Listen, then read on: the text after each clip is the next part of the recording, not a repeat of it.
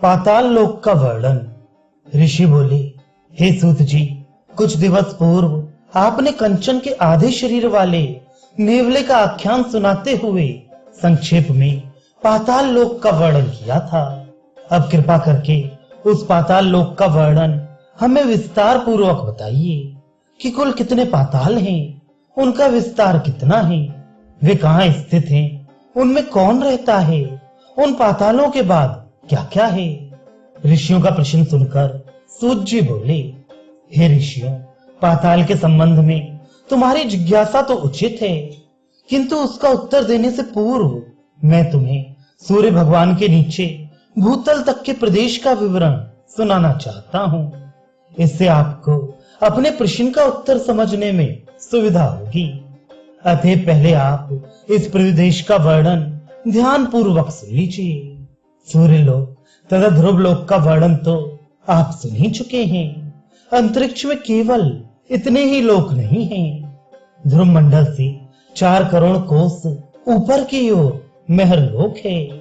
महरलोक से 8 करोड़ कोस की दूरी पर जनलोक है तथा जनलोक से 25 करोड़ कोस के अंतर पर तपलोक है।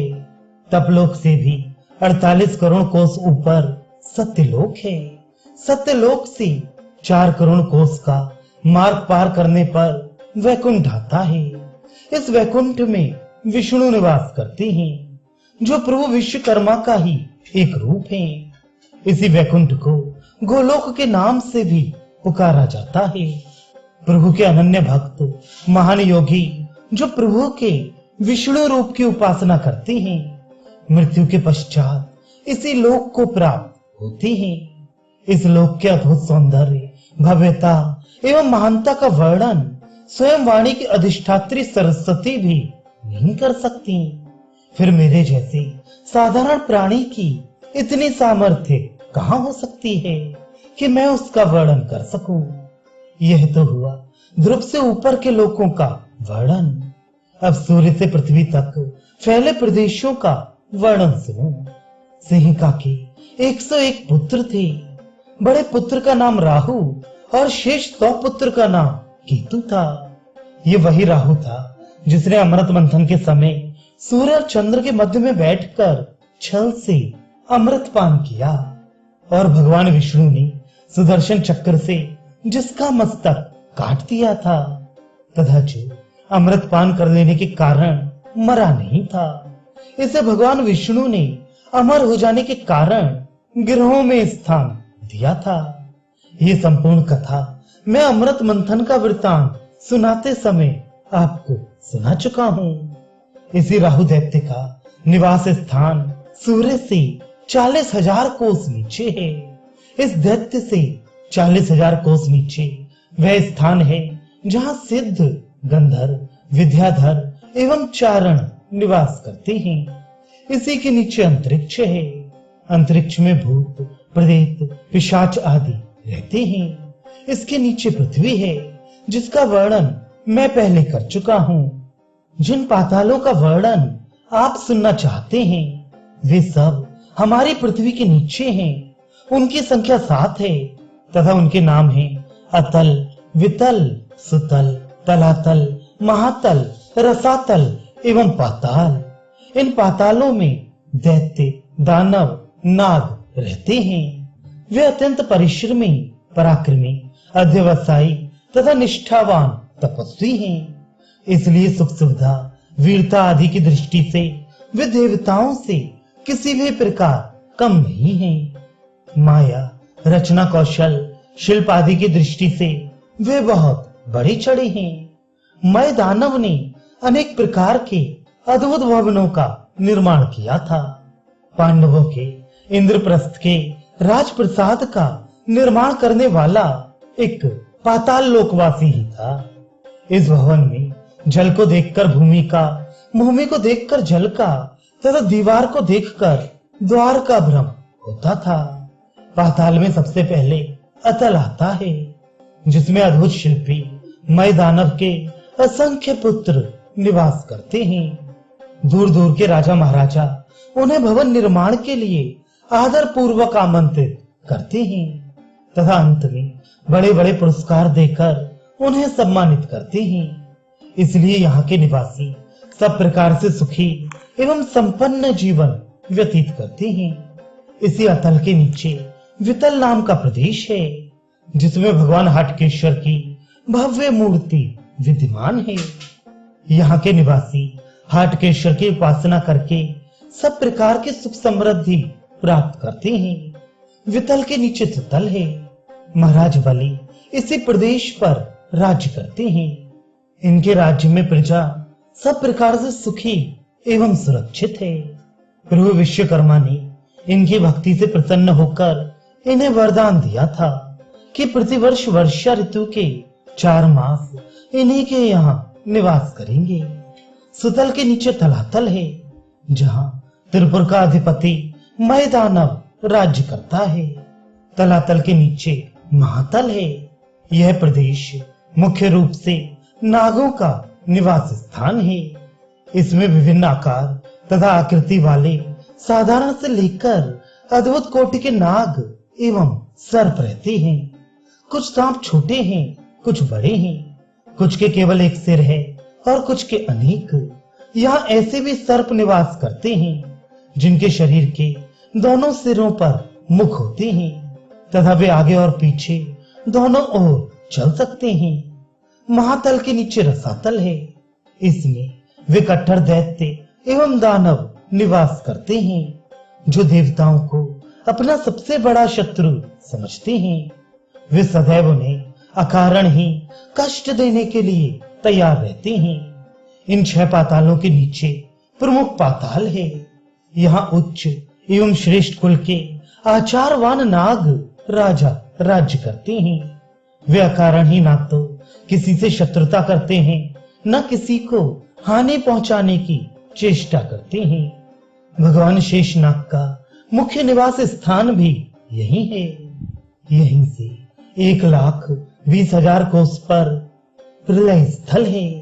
यहीं पर भगवान उचित समय पर सृष्टि का अंत करते हैं, जिसे प्रलय काल कहा जाता है।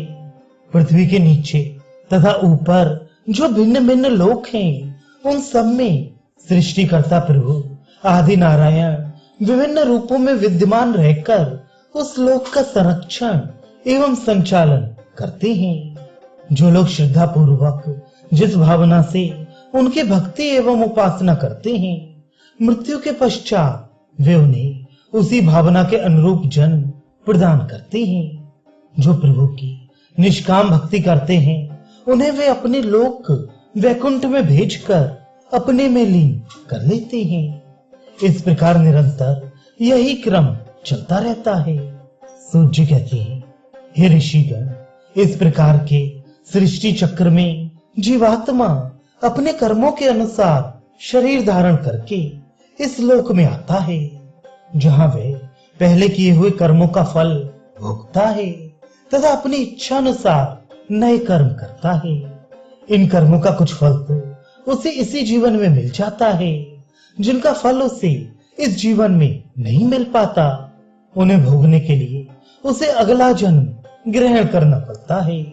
उसमें वह पिछले जन्म के कर्मों का फल भोगता है तथा साथ ही नए कर्म भी करता है, जिनके अधूरे फल भोगने के लिए उसे फिर जन्म लेना पड़ता है।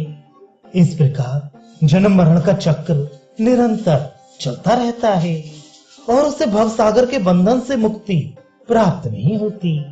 प्रभु की माया उसे इस प्रकार सदैव भव जाल में फंसाए रखती है। परिणाम स्वरूप जीवात्मा की ऐसी स्थिति हो जाती है जैसे नदी के भंवर में फंसे हुए व्यक्ति की हो जाती है। वह भंवर से बाहर निकलना चाहता है, किंतु निकल नहीं पाता। इस संसार रूपी भंवर से बाहर निकलने का एकमात्र उपाय यह है कि जीवात्मा सच्चे हृदय से निष्ठा पूर्वक अपने चित्त को प्रभु के चरणों में लगाए, विषय वासना से बचते हुए सदैव अच्छे कर्म करे तथा निष्काम कर्म करते हुए अपने समस्त कर्मों को प्रभु को अर्पित कर दे। यदि वह अपने किए कर्मों के फल चाहने की इच्छा नहीं करेगा, तो वह फलों के बंधन में नहीं फंसेगा। अच्छे कार्य करने वाला जो व्यक्ति अहंकार रहित होकर अपने समस्त कर्म प्रभु को समर्पित कर देता है, उसे उनका फल भोगने के लिए जन्म नहीं लेना पड़ता। इस निष्काम भक्ति के प्रभाव से उसे वह परम पद प्राप्त हो जाता है जिसे पाने के लिए योगी निरंतर साधना करते हैं। अहंकार पूर्वक कर्मों में आसक्ति रखने वाले जीवात्मा को ही अपने कर्मों का शुभ अशुभ फल भोगना पड़ता है। यह आवश्यक नहीं कि जीवात्मा किसी एक निश्चित लोक में ही जन्म ले। वे अपने कर्मों के आधार पर किसी भी लोक में जन्म लेने को प्रेरित किया जा सकता है।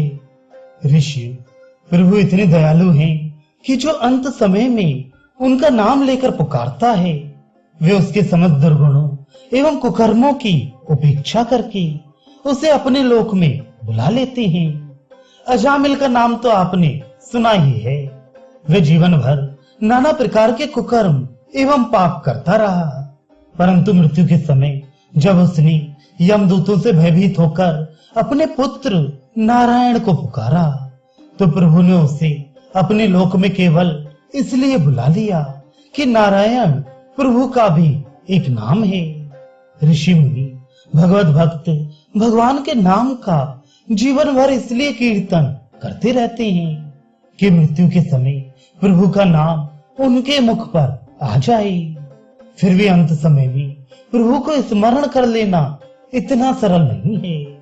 बहुत से व्यक्ति जीवन भर प्रभु का नाम स्मरण करते रहते हैं, फिर भी मृत्यु के समय उनके मुख से यह नाम नहीं निकलता। माया मोह में फंसे हुए लोगों का मन अंत समय में भी सांसारिक माया मोह में ही लगा रहता है, जिससे वे प्रभु का नाम स्मरण करना भूल जाते हैं। हे ऋषिराज, जिसने शरीर धारण किया है वह कर्म किए बिना नहीं रह सकता। कर्म करना मन तथा शरीर की प्रकृति है।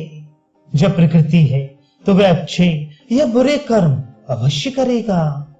उसे चाहिए कि वह प्रयत्न पूर्वक बुरे कर्मों का त्याग कर अच्छे कर्मों में संलग्न हो।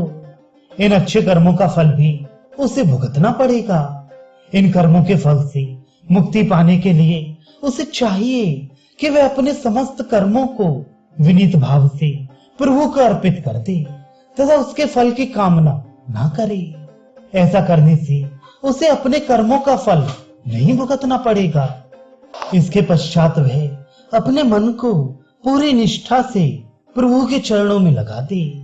माया मोह विषय वासना आदि से स्वयं को पूर्णतया निर्लिप्त कर ले। ऐसा करने पर ही वह परम पद का अधिकारी होकर सांसारिक बंधनों से सदा के लिए छुटकारा पा जाएगा। ये तभी संभव है जब वह अपने कर्म विवेक पूर्वक करे, मन में कर्तापन का अहंकार ना आने दे। जो भी कर्म करे उसे शरीर का आवश्यक धर्म समझकर निर्लिप्त भाव से करे। ऐसा करने पर जीवात्मा को कोई भी सांसारिक बंधन अपने अंदर बांधकर नहीं रख सकता, क्योंकि वे संसार में रहते हुए भी संसार से इसी प्रकार अलिप्त रहता है, जिस प्रकार जल में रहते हुए कमल अलिप्त रहता है। सूत जी कहते हैं, हे ऋषियों, युग युग तक योग की साधना करने वाले योगियों की अपेक्षा निष्काम कर्म करने वाले भक्त का स्थान बहुत ऊंचा तथा मार्ग अत्यंत सरल है। मोक्ष प्राप्त करने के लिए योगियों को करोड़ों वर्षों तक अनेक जन्म धारण करके तपस्या करनी पड़ती है, तब कहीं उन्हें मोक्ष प्राप्त होती है। इसके विपरीत जो जीवात्मा निष्काम कर्म करते हुए अहंकार रहित होकर अपने समस्त कर्म आदि नारायण भगवान को समर्पित कर देते हैं, वे केवल एक ही जन्म में मोक्ष प्राप्त कर लेते हैं।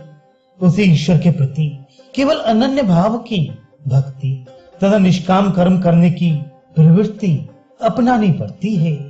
ऐसा व्यक्ति ये कभी नहीं सोचता कि मैं कुछ करता हूँ।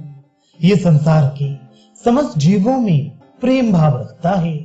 जो जीवात्मा निष्काम कर्म तो नहीं करते, किंतु अच्छे सतोगुण कर्म करते हैं, वे दूसरे जन्म में अच्छी योनियों में जन्म लेकर सुख भोगते हैं, उसे ऊर्ध्वगति प्राप्त होती है, परंतु उसे जन्म मरण के बंधन से छुटकारा प्राप्त नहीं होता। जो जीवात्मा रजोगुणी कर्म करता है, उसे सूर्य लोक से पृथ्वी के मध्य बने विभिन्न लोकों में कर्मानुसार जन्म लेकर अपने अपूर्ण कर्मों का फल भुगतना पड़ता है।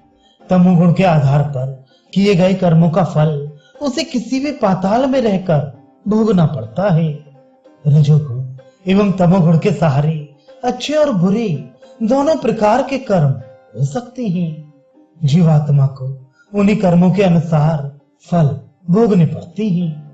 यदि जीवात्मा तीनों प्रकार के अहंकार के अधीन होकर निंदित पाप कर्म करता है, तो उसे उपरोक्त सब लोकों से बाहर के लोक में उनके फल भोगने के लिए जाना पड़ता है।